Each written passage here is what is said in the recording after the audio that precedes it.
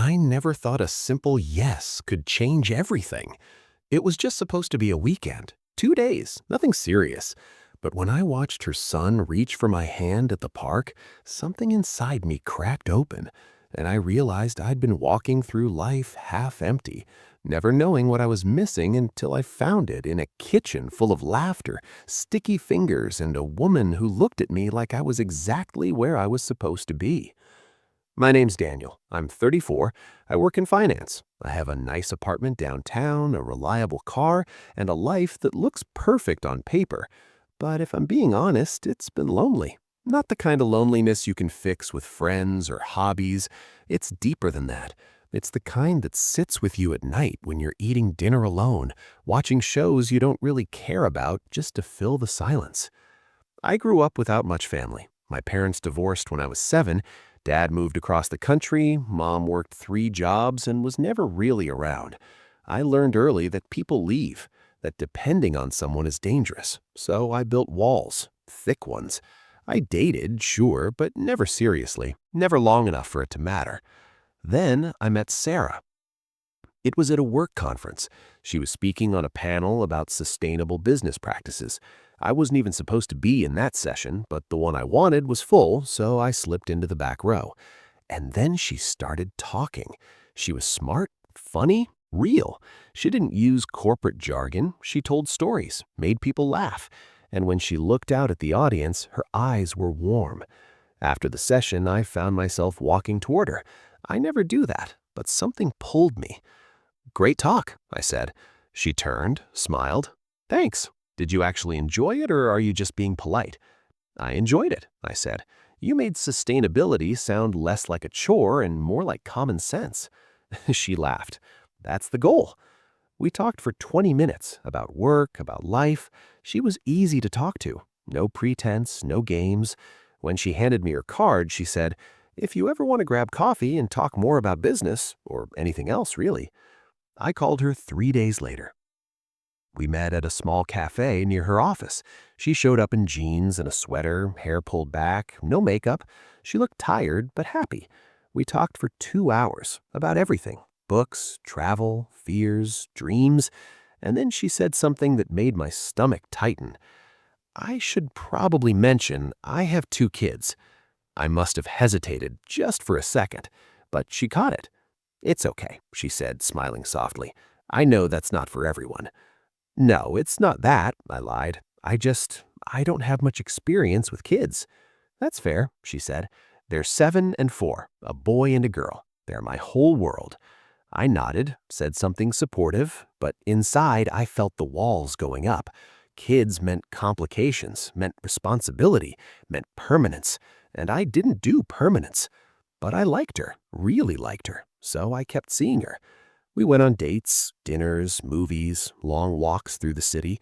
She never pushed, never asked for more than I could give, and slowly I started to relax, started to think maybe this could work, as long as it stayed simple. Then, about 6 weeks in, she asked the question. "My ex has the kids next weekend," she said. "I was thinking maybe we could do a weekend thing, get out of the city. There's this little cabin near the lake. Nothing fancy, just us." I said yes immediately. A whole weekend with her? That sounded perfect. But then 2 days before we were supposed to leave, she called. "I need to ask you something." Her voice was tight. "Okay." "My ex just canceled, work emergency, so I have the kids this weekend."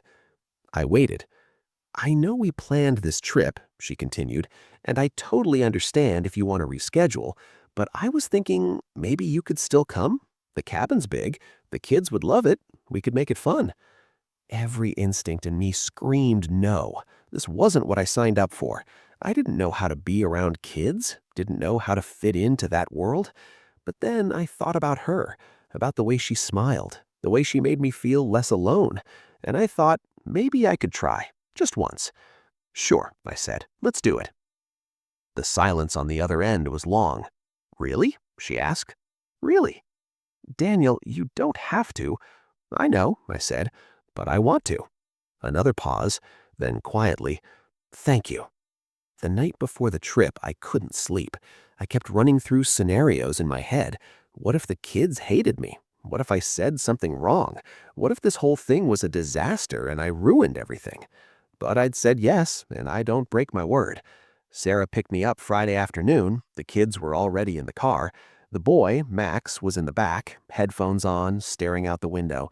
The girl, Emma, was in a booster seat clutching a stuffed bunny. "Guys, this is Daniel," Sarah said, glancing back at them. Max gave a small nod. Emma just stared at me with big, curious eyes. I slid into the passenger seat. "Hey," I said. "Hi," Emma whispered. The drive to the cabin was 2 hours. Max didn't talk much. Emma asked 1,000 questions. "What's your favorite color? Do you like dinosaurs? Have you ever been to space?" Sarah kept apologizing, but I didn't mind. It was easier than I thought. Kids don't expect you to be perfect. They just expect you to be there. The cabin was small but cozy. 2 bedrooms, a tiny kitchen, a living room with a fireplace. The lake was right outside, shimmering in the late afternoon sun. "You and Max can share the bigger room," Sarah said to Emma. Then to me, "You get the other one. I'll take the couch." "I can take the couch," I offered. "Absolutely not," she said firmly. "You're the guest." The first night was chaotic. Emma spilled juice on the floor. Max didn't want to eat dinner. Sarah looked exhausted but kept smiling, kept trying. I felt useless, out of place. I helped clean up, but I didn't know what else to do. Later, after the kids were in bed, Sarah and I sat outside on the porch. The stars were out. The air was cool. "I'm sorry," she said. "I know this isn't what you signed up for." "Stop apologizing," I said. This is my life. It's messy, it's loud, it's not romantic weekend getaways." I looked at her, really looked at her. She looked so tired, so worn down, but also so full of love. "I'm glad I'm here," I said. She smiled. "Liar." "I mean it." She leaned her head on my shoulder. We sat like that for a long time, just being. The next morning, Max asked if I wanted to go fishing. I didn't know how to fish, but I said yes anyway. We walked down to the lake, just the two of us.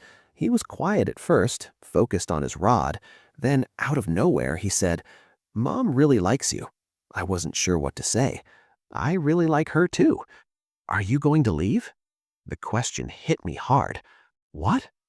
"My dad left," he said, still looking at the water. "Mom says it's not my fault, but I think maybe it is." My chest tightened. "Max, it's not your fault, not even a little bit." He shrugged. "That's what everyone says." I put my hand on his shoulder. "Hey, look at me." He did. "Your dad leaving had nothing to do with you. Adults mess up. They make bad choices, but that's on them, not you. You didn't do anything wrong." His eyes were watery. He nodded. We didn't catch any fish, but something shifted between us. The rest of the weekend unfolded in small, unexpected moments. Emma insisted I help her build a fort out of couch cushions. Max showed me his favorite video game. Sarah cooked pasta, and we all ate together at the tiny table, elbows bumping, laughing at Emma's ridiculous jokes. And somewhere in all of it, I stopped feeling like an outsider. I started to feel like I belonged. On the last night, after the kids were asleep, Sarah and I sat by the fireplace. She was curled up next to me, her head on my chest. "Thank you for this weekend," she said softly. "I didn't do anything." "You showed up," she said. "That's everything." I kissed the top of her head, tried to ignore the tightness in my chest, because the truth was, I was terrified. Terrified of how much I already cared.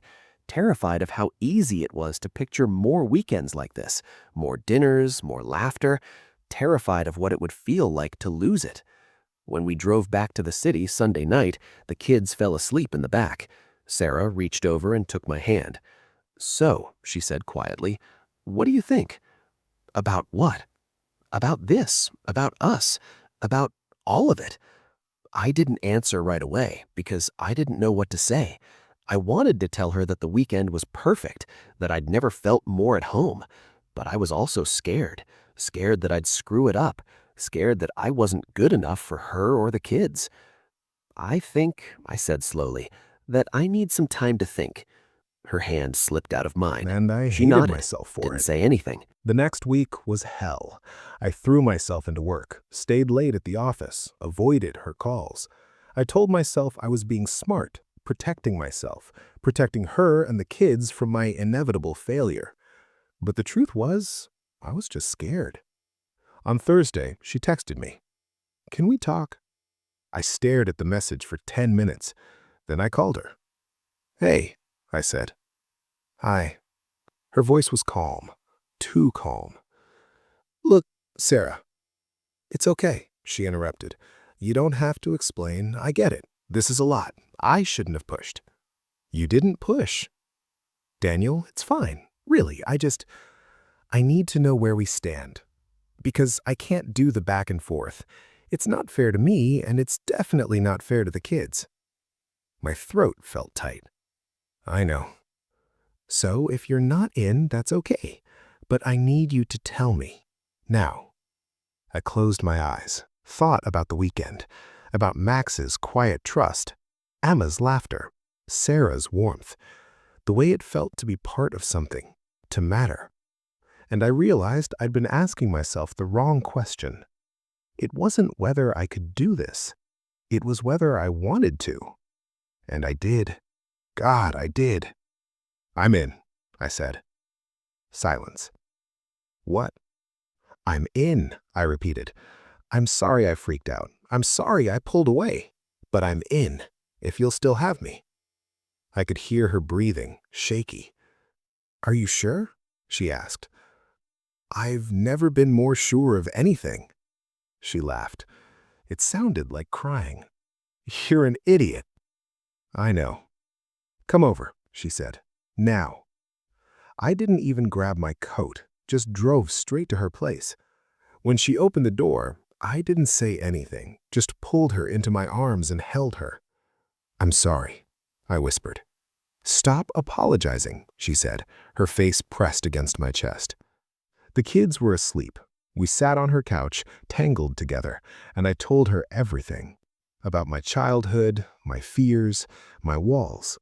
She listened, didn't judge, just held my hand. "I can't promise I'll be perfect," I said. "I don't want perfect," she said. "I just want you, the real you." "What if I mess up?" "Then we'll figure it out," she said. "Together." That word, together, it didn't scare me anymore. The next few months were an adjustment. I started spending more time at her place, learned Max's schedule, Emma's bedtime routine. I helped with homework, made pancakes on Saturday mornings, showed up to soccer games. It wasn't always easy. Max had moments where he pushed me away, tested boundaries. Emma sometimes cried for her dad. And Sarah was exhausted, stretched thin between work and single parenting. But we figured it out, together. One night, about 4 months in, I was reading Emma a bedtime story. She was half asleep, her bunny tucked under her chin. "Daniel," she mumbled. "Yeah? Are you going to stay?" My breath caught. "Do you want me to stay?" She nodded against my chest. "You make Mom happy, and Max likes you, even if he doesn't say it." I kissed her forehead. "I'm not going anywhere, kiddo." She smiled, fell asleep. I sat there for a while, just watching her breathe, feeling the weight of what she'd asked, the trust she'd placed in me. And I realized I'd found something I didn't even know I'd been looking for. A family. Not the kind you're born into, the kind you choose. The kind that chooses you back. When I walked into the living room, Sarah was on the couch grading papers. She looked up, smiled. "She asleep?" "Out cold." She patted the spot next to her. I sat down, pulled her close. "I love you," I said. She froze, looked up at me. "What?" "I love you," I repeated. "I love your chaos. I love your kids. I love the way you make me feel like I'm part of something bigger than myself." Her eyes filled with tears. "Daniel." "I don't have to say it back," I said quickly. "I just needed you to know." She kissed me, soft and slow. When she pulled back, she was smiling. "I love you too," she whispered. We stayed like that for a while, wrapped up in each other, in the quiet, in the certainty that this, right here, was exactly where I was supposed to be. A few weeks later, Max asked if I wanted to come to career day at his school. "You want me to come?" I asked, surprised. He shrugged. "Mom's coming, but I thought maybe you could come too, if you want." "I want," I said. So I went, stood in the back of the classroom while Max introduced me as my mom's boyfriend who works with numbers. It wasn't eloquent, but it was enough. Later, when we were walking to the car, he slipped his hand into mine. Didn't say anything, just held on. And I realized that this was what I'd been missing my whole life. Not perfection, not a fairy tale, just connection, belonging, love. 6 months after that first weekend, I moved in. It wasn't dramatic, just a natural progression. My apartment felt empty anyway, and being apart from them felt wrong. Sarah helped me unpack my books. Max showed me where to put my shoes. Sarah just stood in the doorway, watching, smiling. "Welcome home," she said. And it was. It really was. Life didn't magically get easier. We still had hard days, arguments, stress, but we faced them together, and that made all the difference. Sometimes late at night, when the house is quiet and everyone's asleep, I think about the man I used to be, the one who lived alone, who built walls, who thought depending on people was dangerous. And I realized he was right. Depending on people is dangerous, but it's also the best thing you can do. Because love isn't safe. Family isn't safe. But it's real. And it's worth it. I said yes to a weekend date, just 2 days. And I found the family I never knew I needed. The family I'll spend the rest of my life choosing every single day. If you liked this video, don't forget to hit the like button and subscribe to the channel. Thanks.